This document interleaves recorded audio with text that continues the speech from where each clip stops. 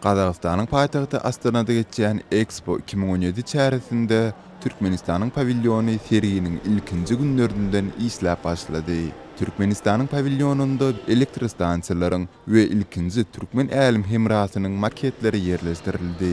Emma paviljona gelenleriň aglabasy has köp türkmenleriň milli mirasy bilen gyzyklandylar. Dastur salty Kazak kataman jakyndaw, misалы mene kigiz turduk degen sekilde Kazaktyň baýargy maniyetlerin bir kigiz ýüge girip çykyp jatyrmyz. Tagy baska ýeri turman jana ultdyk nakşda goýurlar.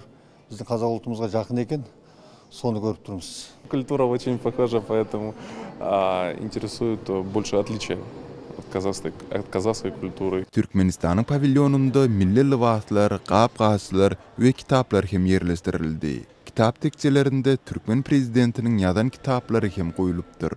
Türkmen wekilleri ýürüýti resmi ruhsatyň gerekdigini öňe sürüp, paviljon barada soraglara jogap bermekden ýüze urdular.